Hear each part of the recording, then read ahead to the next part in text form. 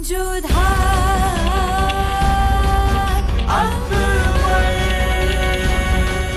ये धारावाहिक किसी प्रकार की ऐतिहासिकता का दावा नहीं करता। तत्कालीन परिस्थितियों को दर्शाने के लिए आवश्यक और उचित नाटकीय रूपांतर किए गए हैं। ऐतिहासिक रूप से जोधाबाई के स्थान पर हरकाबाई, हीर कुंवर जैसे नाम इतिहास में प्रचलित हैं। ये धारावाहिक किसी भी सामाजिक परंपरा और पारिवारिक संबंधों का ऐतिहासिक दावा नहीं करता है। इसका उद्देश्य किसी भी समुदाय की भावनाओं को ठेस पहुंचाना नहीं है।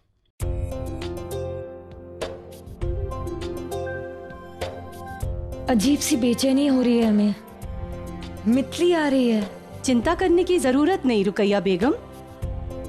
ऐसी हालत में बेचैनी तो होती ही है। जब तक बच्चा दुनिया में नहीं आ जाता ऐसा भारीपन महसूस होता ही रहेगा। आप चिंता ना करें, लीजिए आप फल खाइए। नहीं, हमारा मन नहीं कर रहा है। सलाम शहंशाह।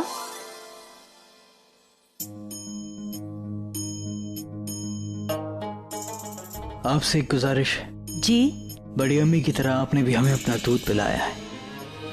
हम चाहते हैं कि आज बांदी और फकीरों में खैरात की तकसीम का जिम्मा आप लें। जैसा आपका हुक्म शहंशाह।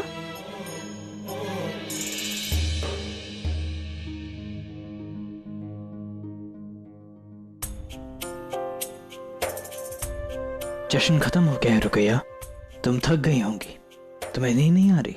नहीं जलाल, जब दिल से लगातार दुआ निकल रही हो तो आंखों में नींद नहीं आती।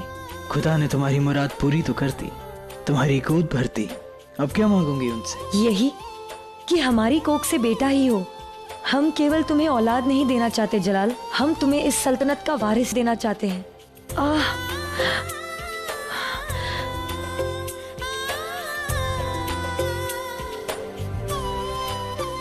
हम बेहद खुश हैं। तुम्हें हमसे ज्यादा हमारी होने वाली औलाद का ख्याल है। हमें तो इनसे रश्क होने लगा है। अब चलो, चलकर आराम कर लो। बस अब हमें उस दिन का इंतजार है जब तुम्हारा बच्चा तुम्हारे कंधे पर बैठकर उसी तरह खेलेगा जैसे रहीम खेल रहे थे। एक बात बताओ रुकैया, तुम्हें किस बात की ज्यादा खुशी है? खुद अम्मी जान बनने की या फिर हमारे वालिद बनने की?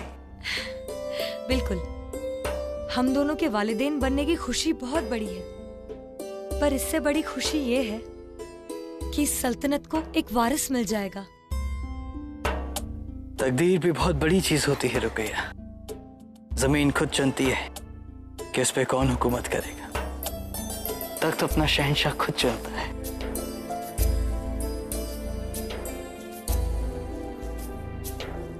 जलाल, ये जमीन और तख्त को तय करने दो कि हमारा बच्चा शहंशाह बनेगा या नहीं। तो अब तुम बताओ कि तुम्हें किस बात की ज्यादा खुशी है? बेशक हमारे वालिदैन बनने की रुकैया। रुकैया, एक वालिदैन के लिए उसकी औलाद से अहम कुछ नहीं होता है। हमने तो तय भी कर लिया है कि अगले 1 साल तक हम किसी जंग के लिए कूच नहीं करेंगे। यहीं रहेंगे तुम्हारे और हमारे होने वाले बच्चे के साथ। रुकैया, खुदा का करम है हम पर, उसके रहम के लिए हम उसका दिल से शुक्रिया अदा करना चाहेंगे। न जाने ऐसा क्यों लग रहा है कि तुम्हारे सीने में भी दिल धड़कने लगा है जलाल। जब बात औलाद की है तो हाँ, शायद हमारे सीने में भी दिल है।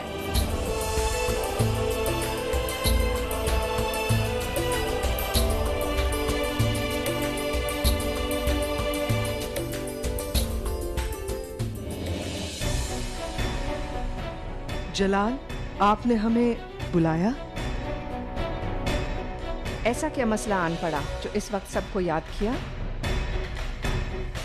अम्मी जान, हमें बहुत अजीब सा महसूस हो रहा है, ऐसा जो आज से पहले महसूस नहीं हुआ है। एक अजीब सी बेचैनी, एक अजीब सी घबराहट। आपकी तबीयत नासाज है जलाल, हम अभी शाही हकीम को बुलावा भेजते हैं। उसकी जरूरत नहीं है बड़ी। तो बताओ तो जलाल, आखिर कैसा महसूस हो रहा है तुम्हें? कुछ ऐसा जो आज से पहले महसूस नहीं हुआ है। सोना चाहते हैं पर नींद नहीं आती। सबके साथ होते हैं पर अकेले होने का मन करता है, और तन्हाई में सबको पास बुलाने का मन करता है। जलाल, हम जानते हैं आपको क्या हुआ है। बताइए बड़ी अम्मी, हमें ऐसा क्यों महसूस हो रहा है? क्योंकि आप अपने अंदर की खुशी को समेट नहीं पा रहे हैं। माशाअल्लाह, कितने सालों के बाद हमने जलाल को इस कदर खुश देखा है। मुगलिया सल्तनत के वारिस के आने की खुशी है ये।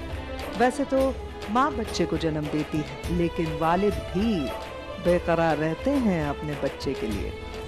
बेचैनी इस बात की है तो बात परेशानी की नहीं, खुशी की है जलाल।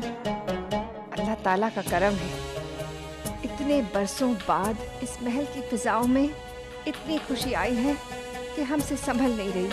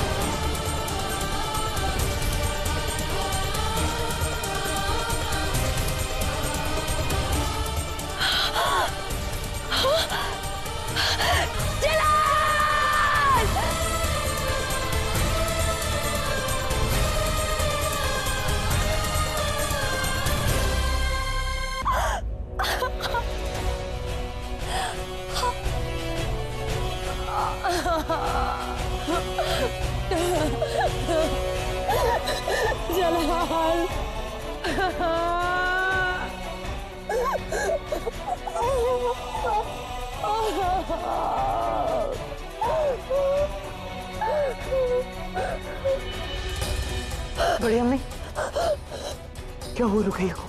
जलाल, अभी इस वक्त कुछ भी नहीं बताया जा सकता, पर इतना जरूर है कि बेगम रुकैया को इलाज की सख्त जरूरत है इस वक्त। लेकिन आपकी यहाँ मौजूदगी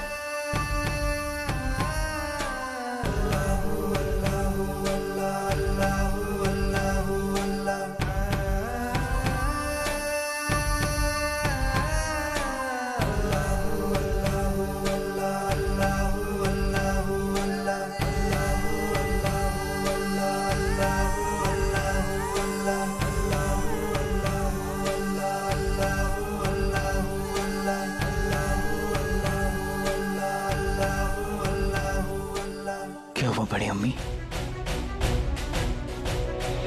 चला बेगम। बड़ी अम्मी, साफ साफ बताइए क्या हुआ?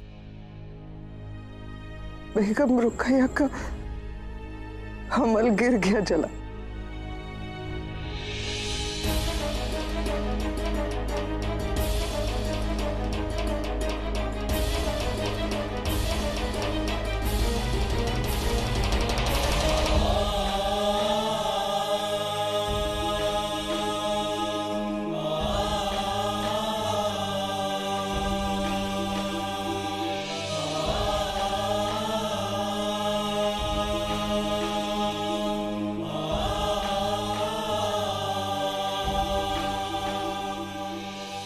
एक सपना आंखों में था, आंसू बन के बह गया। क्यों करता है खुदा हमारे साथ ऐसा? क्यों हमारी प्यास जगाता है, फिर पानी दिखाकर छीन लेता है हमसे? रहीम है ना वो, फिर क्यों रहम नहीं किया उसने हम पर? बचपना से कम रुकैया पे तो तरस खाता, सजदा करती वो, दुआएं मांगती वो।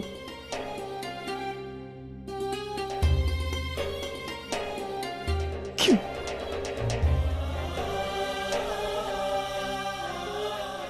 जलाल, हम जानते हैं आपको बहुत गहरी चोट लगी, बिखर चुके हैं आप। बेगम रुकैया भी। अल्लाह बड़ा कारसाज है जलाल, वो कब क्या इसके बारे में सोचेगा कोई नहीं बता सकता। खुदा मिलेगा तो पूछेंगे उससे, क्यों सोचा ये हमारे लिए?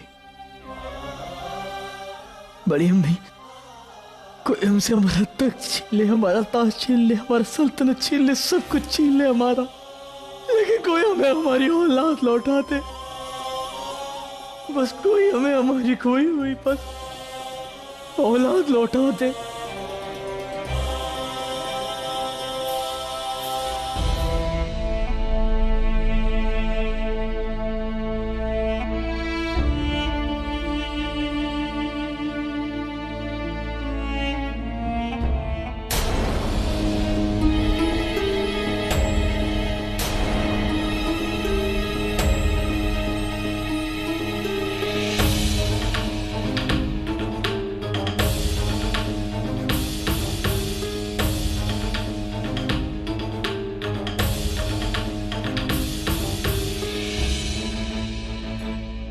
रुकैया बेगम, जरा सांस तो सूंघाइए। हाय अल्लाह! खुशियां, तुम बेगम साहबा के पास करो। क्या आप ये यकीन के साथ कह सकती हैं? जी शहंशाह, ये हमारा कुदरती तौर पे नहीं गिरा, बल्कि किसी की साजिश है। क्या कहना चाह रही हो तुम? रुकैया बेगम को धतूरे का अर्क दिया गया है महमंगा। अगर कोई आम आदमी इसे पी ले उसे केवल नींद आती, अगर इसे किसी हमला औरत को दिया जाए तो बच्चे के लिए जानलेवा हो सकता है। हमने उसके निशान देखे हैं बेगम के खून में, और बेगम के मुंह से भी उसकी महक आ रही थी।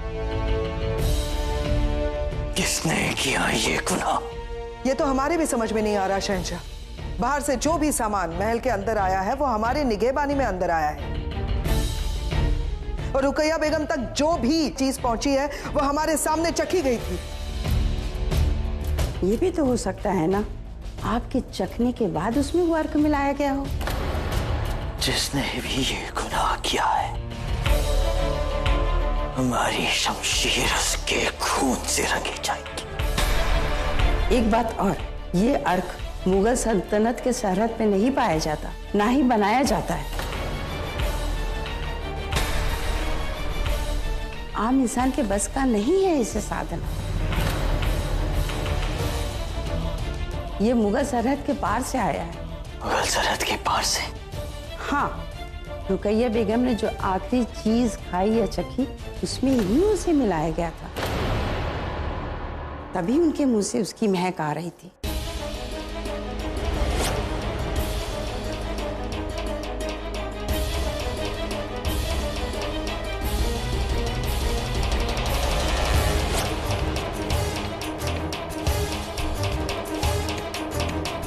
बेगम रुकैया ने आखिरी बार गुस्ताखी माफ हो शहंशाह, पर बेगम रुकैया को आखिरी बार बेगम जोधा ने आमिर का केसर मिलाकर दूध पिलाया था। तो ख्वाजा शेरा जो कह रहे हैं उसके हिसाब से तो बेगम जोधा क्यों करेंगी ऐसा? ये हम नहीं जानते, मगर मुगल सल्तनत के पार सूखे इलाकों में ये पौधा पाया जाता है, किसी पुराने राजघराने में पहुंचे हुए हकीम ही इसे बना सकते हैं। अगर ये बात झूठ निकली तो सबसे पहले तुम्हारा कत्ल किया जाएगा। हम साबित कर सकते हैं हुजूर। केसर की सारी डिब्बियां यहाँ लाई जाए।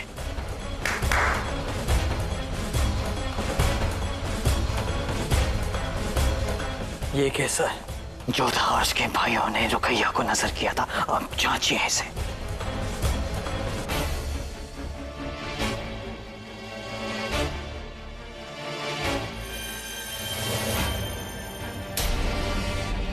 ये देखिए शहंशाह, ये हरा रंग उसी अर्क का है। जैसा हमने कहा था, अगर इसमें अर्क है, इसके खाने के बाद थोड़ी नींद आ जाएगी। ठीक है, अभी दूध का दूध, पानी का पानी हो जाएगा।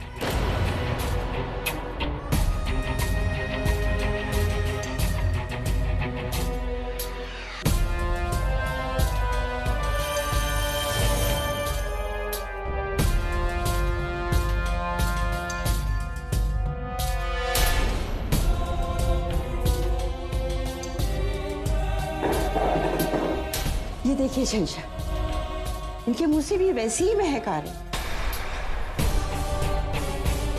इस केसर में ही वो अर्क मिला हुआ है।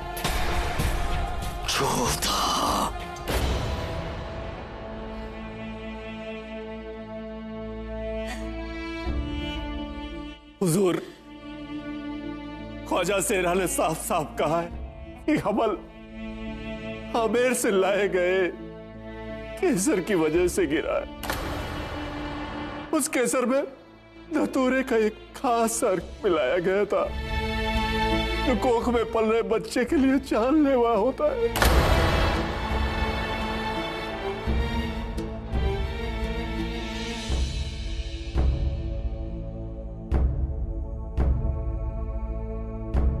तक लिया।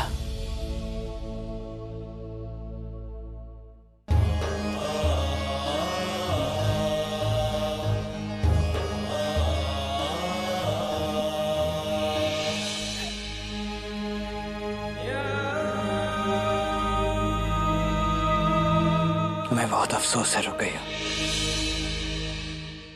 अफसोस तो हमें भी है जलाल। अफसोस की सच जानने के बाद भी तुम पहले यहाँ आए, जाकर उस गुनहगार को सजा नहीं दी। रुकैया, हमें सब पता चल चुका है जलाल। उस जोधा से हमारी खुशी बर्दाश्त नहीं हुई ना। मीठी छुरी निकली वो, मासूम बनकर हमारे बच्चे की खुशहाल जिंदगी का तोहफा देने आई और मौत नजर करके चली गई। उस रुक्के में हमारे बच्चे की मुस्तकबिल की दुआ मांगी और बदुआ देकर चली गई। उसी चम्मच से जहर पिलाकर हमारे बच्चे को मार डाला जो तोहफे में लाई थी।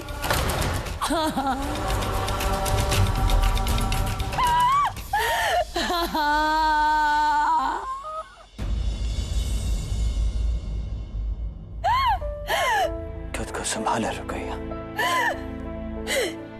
जिसकी कोख उजड़ जाए वो कैसे संभले जलाल। हमें हौसला नहीं, इंसाफ चाहिए, इंसाफ। और ये इंसाफ एक बेगम अपने शौहर से नहीं बल्कि एक माँ अपनी सल्तनत की शहंशाह से मांगती है। हमें इंसाफ चाहिए। मौत से भी बदतर सजा मिलनी चाहिए उस गुनहगार को जिसने ये जलील हरकत की है। उसने हमें खेल में मार दी, हम सह गए, लेकिन हमें नीचा दिखाने के लिए हमारी औलाद पर वार किया। ये हम कैसे सहे जलाल। हमें इंसाफ चाहिए, चाहे गुनहगार जोधा बेगम ही क्यों ना हो। हमें इंसाफ चाहिए जलाल, हमें इंसाफ चाहिए।